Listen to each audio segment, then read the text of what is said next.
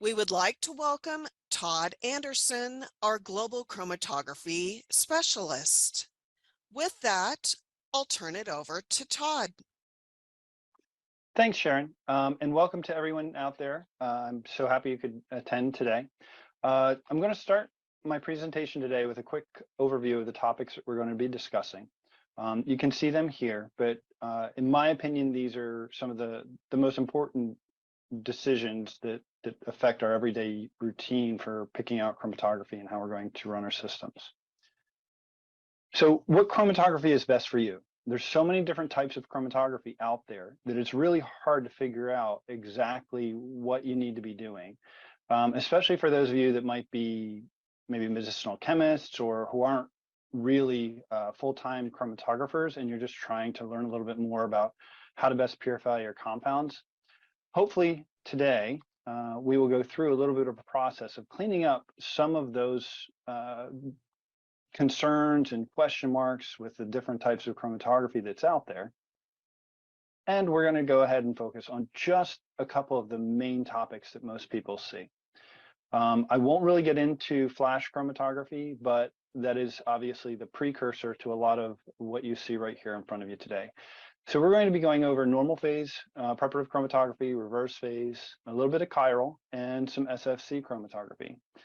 Hopefully by the end of this, you'll have a little bit better feel of what's needed to run each type of chromatography, and that we are here for you to help you figure out where you need to go.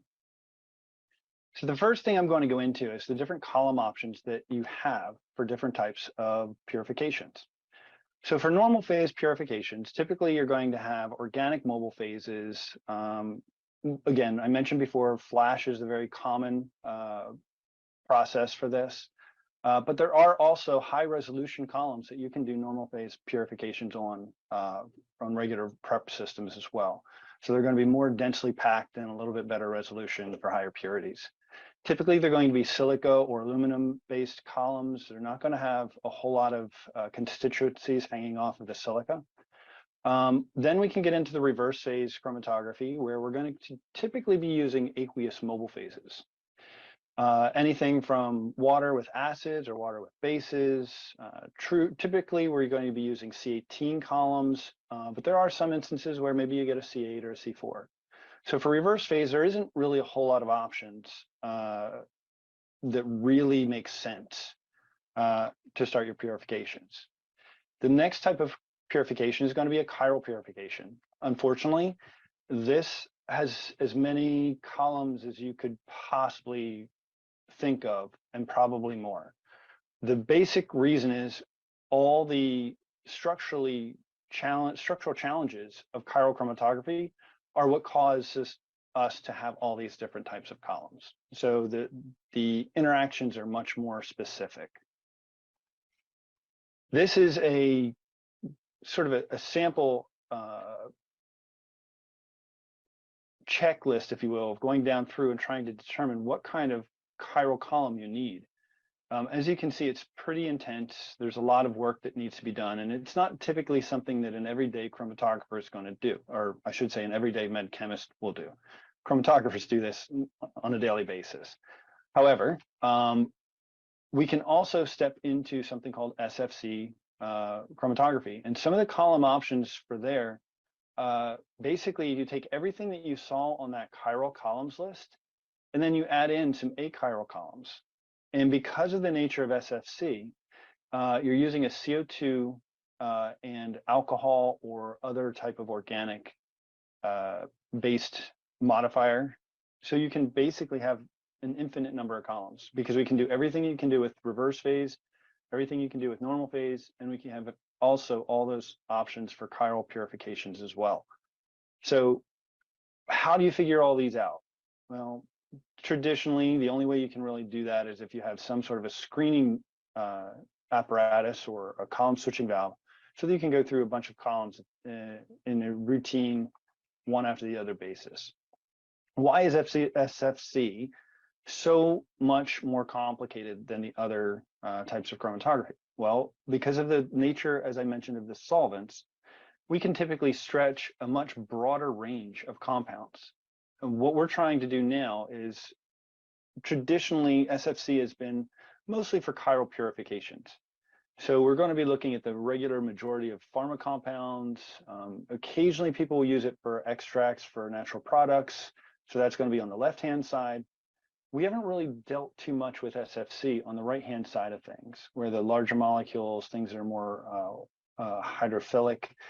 So why are we now stretching this out? Well, there's a lot of research being done now where we're starting to put a little bit of water into the mobile phase stream, and it's creating some interesting results. In the past, that was not something we would ever really have considered. So our limits have yet to be defined on SFC. So hopefully, as the next couple years go on and we start expanding the ability for customers to use SFC for different instances, maybe we can start reaching into some of the places where HILIC used to be the only way to analyze a compound. And typically HILIC columns are too costly to even consider using them for purifications to get bulk material. So with SFC, we might be able to actually start looking at some of those compounds as well. What about mobile phase considerations? Well, the biggest thing about mobile phase considerations is what kind of chromatography you're doing. So if we're doing polar compounds, typically you're going to need to have a very low percentage of organic going into your reverse phase system. So what we want to do is we want to try and make sure that we have the best opportunity to pull those polar compounds away from the void of a column. So what we're going to try and do is maybe use methanol instead of acetonitrile or THF. And I have a little chart there for, not a chart, but sort of a estimate of what the difference is between the three major reverse phase co-solvents are. So it's methanol, acetonitrile, and THF. We're going to run a shallow gradient. We can also use what are now called AQ columns, or maybe a phenyl or an amino column, which allows us to do a little bit more affinity for the polar compounds. The problem that we used to have is if you have a lot of water in there, that the silica is fine, but then the phase collapse of your alkyl chains tends to create not a whole lot of pockets for your compound to reside in. So what the AQ column does is it'll actually put a little bit of constituency in between the individual C18 groups, so that'll help them sort of stick up a little bit more and be a little bit more of a bristle type interaction. As you can see here, I also decided to put in here a stationary phase sort of diagram, as we can go from C18 down to an amino, and it just gives you a little bit of an idea of what the differences are, or the progression of those individual columns. So with all these types of purifications, what about modifiers? Typically, most people will just put a little bit of acidic modifier in there and be done with it, but it's not necessarily the only way to do it. So if we want to purify something that does have a low pKa, we want to make sure that we get the pKa either below it or take it the complete opposite way and maybe run in a basic format. In this particular instance, what I'm showing you is a low pH retention on the left-hand side, and that's right here, right there. So if we go ahead and use a low pH, that acid's going to be protonated, and it'll actually come out much later in the elution. If we don't have that protonated, then it's sort of going to be in a mixed mode where some of it's going to be protonated, some of it won't be, and you're going to get basically a broad smear across the column. If we don't protonate it at all, and we could potentially have the compound come all the way in, and we will not actually get retention at all, and it'll just come out in the void. So using a proper modifier is definitely going to be critical to getting good separation. So what about the modifiers? They, again, in looking back, they're going to improve your peak shape. Typically, TFA is a common modifier, but there's a lot of people out there that will use maybe acetic or formic if TFA is too harsh for their compound of interest. Again, that goes back to another problem with modifiers is they have to be removed from your compounds after you get them through the system. So if you have a TFA, you're typically going to form a salt, you're going to have to try and remove that TFA if you want to take it on to other further, maybe DMPK or other further reactions. They can also interfere with ionization and potentially cause problems with your ELSDs.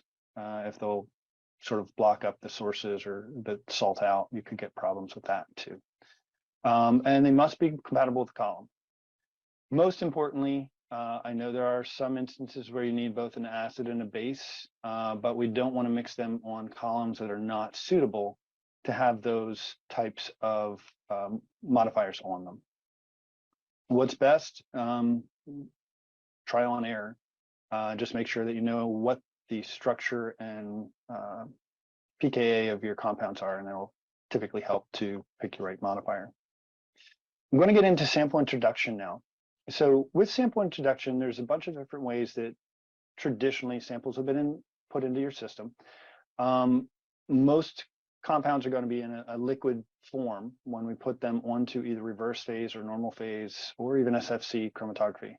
Flash chromatography, again, totally different, but you can actually do flash chromatography with solid loading. But for manual injections, it's the simplest of processes, which has some benefits, but also drawbacks.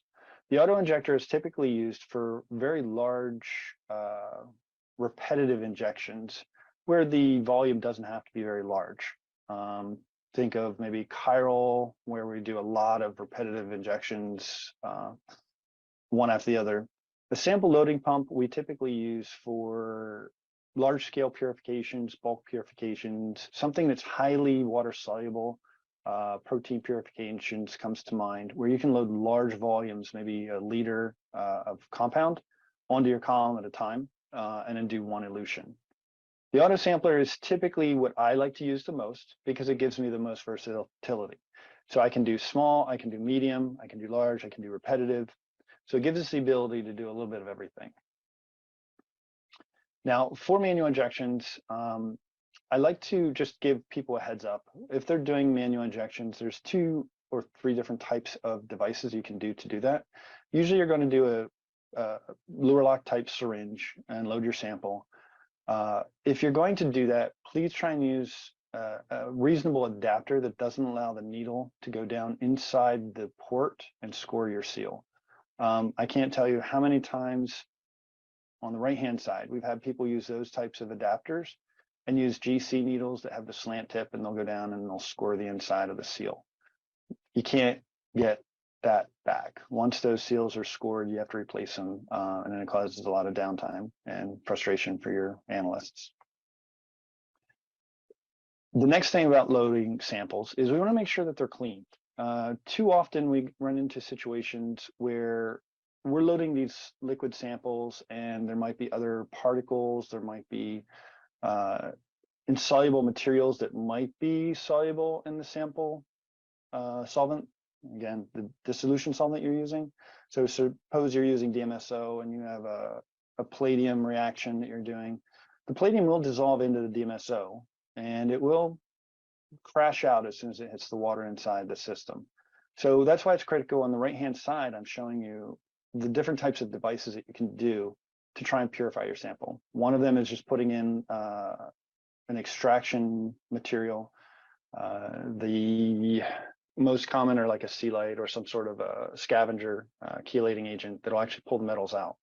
You can also use the cartridge tubes up top where you just let it run through, or a syringe filter that will do the same thing.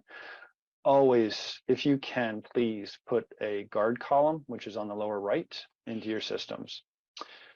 These techniques can affect your loading capacity, which I'm going to show you in a second. So if you put something into DMSO, we can get a lot of material into that solution, but it might affect some other things on down the line. If you use, say, methanol, it's going to be an even worse issue later. And as I mentioned, you can also filter or centrifuge, but obviously make sure you have a guard column in there. Can't stress that right there enough. So what can we expect with loading? This is a chart that we have on our webpage. So if you click on the QR code, it'll actually take you to this little diagram. I don't have SFC on this, or we don't have SFC on this as a technique, but because it's based on the column. So even though SFC is a totally different technique, the loading is still going to be pretty much the same based on the reverse phase loading capacity of these columns. If you're doing normal phase, obviously you can load a little bit more because of the solubility, and typically it's just a different type of technique. But it also gives you some flow rates and some other information that would be beneficial for you to know about these individual columns. One of the biggest things that I like to go into is the way we load the samples. So as I mentioned before, you can have different solvents. Methanol and acetonitrile tends to be a very common solvent because it does have higher solubility than traditional just starting mobile phase. The problem I don't like about it is it causes peak distortion and breakthrough, which I'm going to show you in a second. DMSO is a little bit better for that, but as I've already mentioned, the DMSO can also solubilize some things that we don't want to put into our system. DMSO or some other types of nasty and soluble materials once they hit the water. So with this, we have a 100 microliter injection of a very polar compound, and I stressed the system a little bit, so I took a very, very polar compound to do this. The problem with the water is, as I tried to get it into solution, it was relatively insoluble, so I had to heat it up, and by heating it up in methanol or whatever solvent might happen to be around, it actually decomposed the compound. So I don't really know what the impurity is, but as you can see there at about 2.5 minutes on the left side, the water has an impurity in it. The small peak right in front of the main peak is actually an impurity, so that I could sort of get a feel and show you exactly what can happen when we start losing some of the resolution of our main peak. So the water, methanol, and DMSO all look fairly reasonable, except for the obvious impurity in the water. So we load up to 500 microliter injections, and look what's already happening in the methanol. As you can see, the methanol is great in the first run where we didn't see anything in the void. Now we're seeing both the 214 and 254 traces in the void, which tells me my compound is actually smearing completely across the entire run. We don't have any purification. We don't have any separation. We don't even know where that impurity is that was in front of the peak anymore. Now with the DMSO, we can still kind of see that impurity peak, but we are starting to pull the main compound a little bit over that impurity. And notice the peak shape of the water with the main compound still looks identically the same, but again, we still have that impurity in there.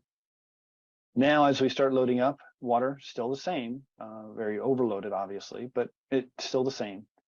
Now we're almost getting more material in the void on methanol, and we're finally starting to get some breakthrough on DMSO. Now, again, that's at 2 mils of an injection and a very polar compound. So yeah, it's not something I would typically do for purification purposes, but for demonstration purposes, absolutely. This is what on a bad day can look like. So now I'm going to get into some of the detection considerations. If we take a look, traditionally, the main use detector is going to be your UV or UV vis detection, and it's pretty generic. It's general. You can pretty much see most materials. The only drawback is if you have a solvent that is very high in UV, you may mask the compound of interest. So in those cases, maybe it's not that great of a choice, but those instances are pretty rare. Mass spec is great. The difficulty with mass spec, however, is it's expensive and it requires an external gas to try and run it. But it does give you a little bit more information about the material that you're trying to purify and the material that you're trying to analyze. The LSD is sort of I hate to say it, but a poor man's mass spec. It's much less expensive, so it's a little bit more easier to purchase. But it's great for compounds with poor UV response, maybe carbohydrates, some other types of low UV response materials that you just can't really see very well. The LSD will help you with those. The other thing it also does is it gives you the ability to determine, just how much material is actually getting put through the column at a particular time. Even with mass spec, you might get a very high response from something that's very ionizable, but maybe your main compound does not have ionization properties to it, or it's very hard to ionize, and you may miss it. So with the ELSD, it basically is just scattering of all the particles going through there. So if you have a lot of particles, a lot of mass, a lot of material going through there, you're going to know where the bulk of your actual weight of material is going to be. Again, it has its own external gas source, so that is a little bit of a drawback, but in the overall scheme of things, I think it's definitely worth the effort. The other detectors that we may be looking at considering, I've done a lot of chiral chromatography in the past, so we'll have maybe a refractive index or a chiral detector that goes with it. There are some instances where people will use fluorescence or conductivity detectors for specific types of purifications. Again, they're few and far between, but they're there, and I wanted to make sure that you're aware of them. So one of the nice things about setting up UV with a diode array or a scan detector of some sort, you can actually pick out where your UV max is. So that'll help you to get the most response and purity, get the most, the largest peak volume, if you will, of your main component. It allows you to determine your lambda max, as I had mentioned. We can pick wavelengths where the mobile phase may not actually be a problem. So traditionally, people will try 214 or 254. But in this particular instance, you'll see the compound has a little bit of a peak way out there around 280, 290.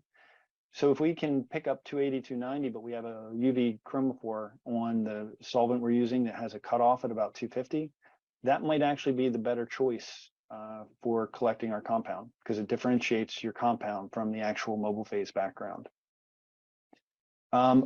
One nice thing about, even if you do have just simple dual wavelength detection and don't have a fancy diode array detector, the next couple slides I'm going to show you some ideas of how this can actually help you with your purity and with some of your purification needs. One of the things to keep in mind that chiral separations are a little bit different beast. So what we typically do is we may not necessarily look at the UV max, because we want to make sure that our loading is so high in chiral purifications that we're almost overloading beyond the saturation point of a detector at the maxima. So we may need to move off to the maxima. So if your UV max is say 254, maybe we move up to 260, 280, and try and drop the overall response, because we're going to want to make sure that we see where the dip is between the two main components. The other thing we need to take into consideration with detection is if we have multiple detectors in line, well, actually even with a single detector, we want to make sure that where we collect our fractions is timed up and synced exactly with where our compounds are. It doesn't do us any good if you're doing a detection and the timing is off by, say, 30 or 40 seconds between where the compound goes through the detector and the compound actually reaches your collection head, because basically you can miss your entire peak. So with that in mind, it's very critical that, as you can see here, this is our AccuPrep instrument. We actually take and have valve switching inside of the instrument so that we can time up every different flow rate from 1 mil a minute all the way up to 150 mils a minute without any loss of overlap with the individual compounds of interest. As you can see here, some of the chromatography isn't great there on the left-hand side. Maybe somebody was using some methanol, I'm not sure. Most likely it's a bad column. But anyhow, we want to make sure that all of our peaks line up when they actually come, not just through the detector, but through the actual fraction collector. So what we do is, since it's a split pathway, we make sure that they both line up, that either the ELSD or the mass spec are coinciding with the UV trace, and then both of those then coincide with the collection time as well. So next, we're going to get into faster method development. With that, what we try and do is we try to break everything down into collection zones. So what we can do is if we have an analytical run or even a prep run for that matter, we can actually run an entire run, pick up retention time and say, okay, well, this retention time is 5.075. So I know that that's going to be in my zone 3 and it's going to need a elution of somewhere between 25 and 45%. If you go to any purification lab, well, at least most of them I've been to, they'll have a chart or some sort of a guide for the walk-up users to say, okay, if your retention time's here on this column, on this mobile phase, on this system, you can typically use this type of gradient profile and you'll get a fairly decent separation. Usually it's done with a bunch of different standards calibrated across the full span of the gradient. Of course, to get good results, we're going to have to use the same column, same mobile phase, same modifiers, and just make sure that everything matches up empirically. The only difficulties that you can typically get into if you do this type of setup, if where you have individual zones, is maybe right on the edges. So like if you're at, say, that 3.682 peak, you might be really, really late, which might not be too bad. But suppose you're the 6.291 peak and you use that 45 to 65 gradient, that 6.291 peak may actually come out pretty close to the void. And remember what I mentioned about the polar modifiers, like using methanol for your solvent? If you loaded in methanol, that peak may actually come out in your void and you may not get any retention at all. So we want to make sure that we minimize that. One of the nice things about our software is we've actually put into our software and on all of our systems, the ability to actually run a very quick gradient profile, click on the peak, or the retention time, I should say, because it's not necessarily the specific peak. You can click on retention time and it'll actually generate this kind of profile that actually goes on both sides of the compound of interest. So we don't have to worry about being on either edge of one of these zones. Here's a perfect example of that. A customer handed me a sample when we were doing a demo. They said that they supposedly wanted to just check this to see if it was pure. They had some discussions with their analytical group. The analytical group said it was. They didn't think it was. So I went ahead and did the scout on it. And I said, oh, okay, well, it looks like you have a couple impurities up in front of it, but in general, it looks okay, but let's scout it. So we ran the scouting run and we then reran the sample with that new gradient profile, which I think was somewhere between 70 and 90 to purify it. And we actually did, in fact, pull out a 30% impurity from that one main peak. At that point, the customer just smiled and said, yeah, that's exactly the ratio I got on my NMR. And when I told the analytical group that it wasn't pure. So making sure you have a proper gradient profile to separate your compounds is extremely critical. Another timing saving device that I like to use, and this is now pretty much has always been for chiral purifications. But what we can do is we can take one single injection, set it up, and then stack it so we can get rid of the lost time and that we always have compound on the column. So it helps us with our throughput. It helps us with getting compound processed in a timely manner. We're looking at trying to do this with compounds other than just chiral purifications as well. But the critical point of this is we need to have no other impurities floating around, or in this case, maybe a small impurity that happens to occur between the two main peaks. So what we can do is once we get that isocratic elution started, we can just basically repetitively inject samples on a cycle time. And in this case, we're doing the original run was a single run of 3 minutes, which would be about a 21-minute time span to do 7 injections. If we stack them, we get a 1.2 minute cycle. We do 7 of those cycles, and in about the same amount of time, we can do roughly double, a little bit more than double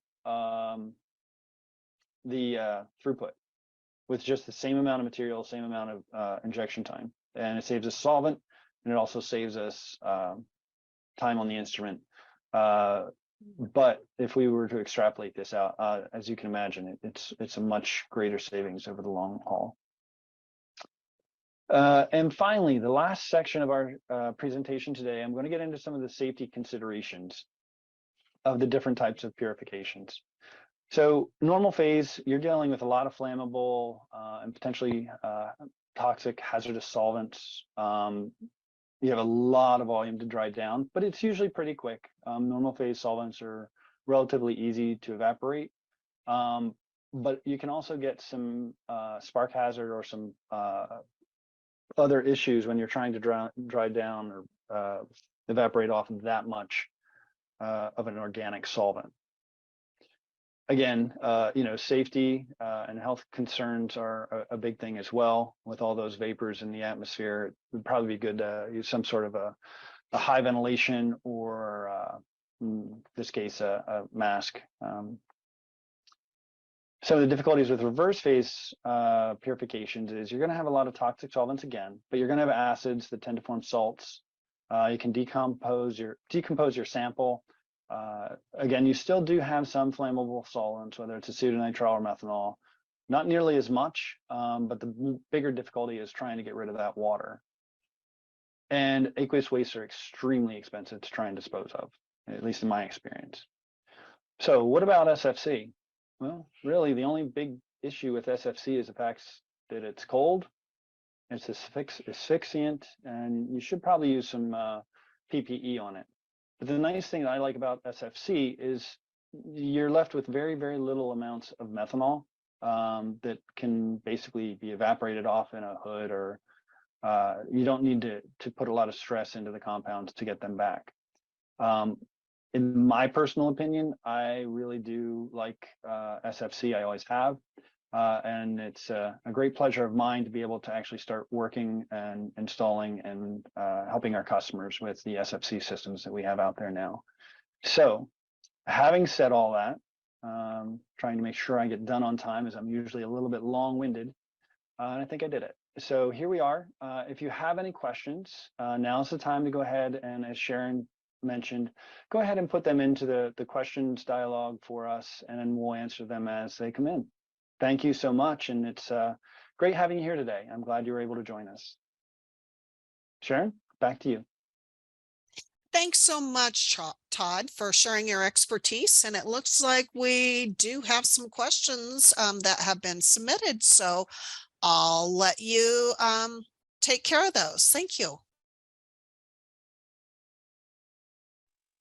I guess it would help if I unmuted myself. Sorry about that.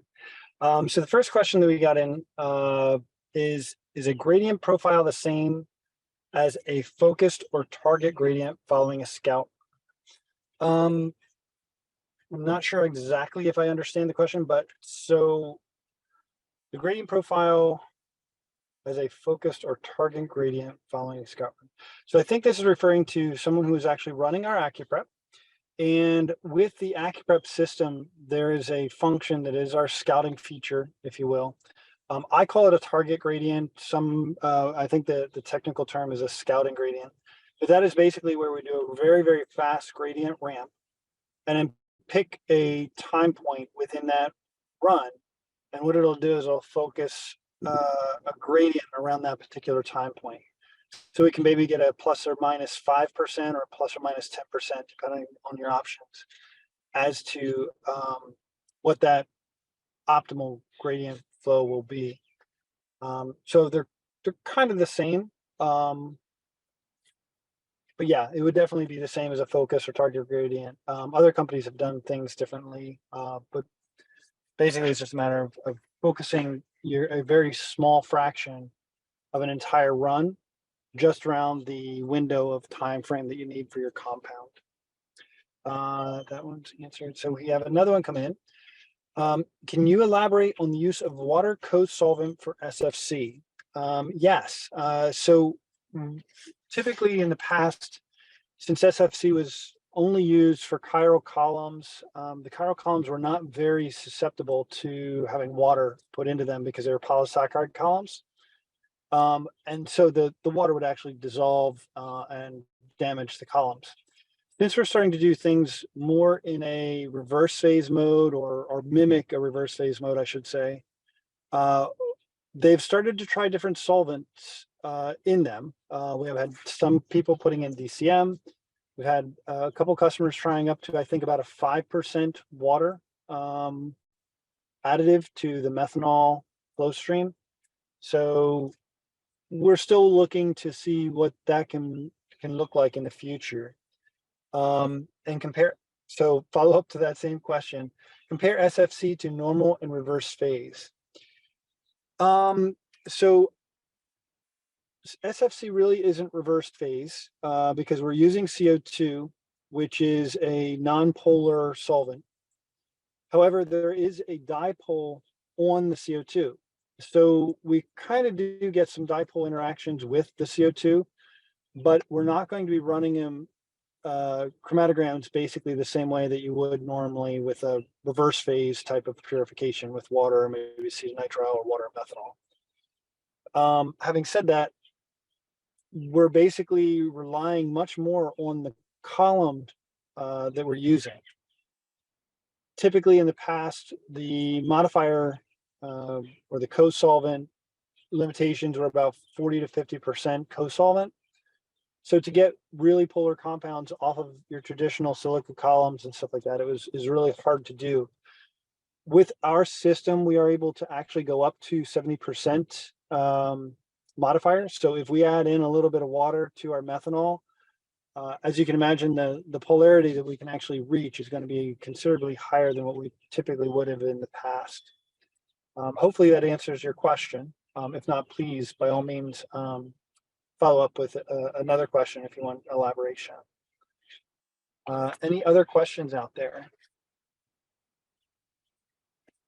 Okay, here's one, is totally different path. The flow rate on the sample pump, what can we get to? So we can actually run the sample pump manually at whatever flow rate you would like to. It can be independent of the software on the system. The pump, I think, goes up to about 50 to 100 mils a minute, but typically it depends on what you're trying to achieve. If you're trying to achieve sort of a focusing effect on the head of the column, we may run the mobile phase pump on the AccuPrep maybe at 19 mils per minute for a 20 mil per minute total flow, and then maybe run the loading pump at 1 mil per minute, so that we can run that system for maybe 5 or 10 minutes to load up to 10, 20 mils of material, and then start the gradient profile from there. If you're really only concerned about just loading the compound onto the column, then maybe you can run the entire 20 mils per minute with your loading pump and then switch back over to your mobile phase once your sample is completely loaded. We have customers doing both types of applications, and again, it's just totally dependent upon what you're hoping to achieve. Are there any other questions? Here's one more. Injection volumes for SFC. We can typically load about the same amount of material as we would for a regular reverse phase column, using the column in reverse phase, I should say. The difference is going to be how you're using the instrument. So if you're doing a single injection, we can probably load up to 1 mil of material onto the SFC column. We typically have a 5 mil loop standard on our system. We also supply some instruments with a 1 mil loop so that they can have less band broadening and a little bit easier time of introducing smaller volume injections. If you're doing a stacked injection, typically you're going to reduce the amount of material you're putting on the column. So injection volumes are going to be a little bit less, and we're going to have a relatively concentrated sample.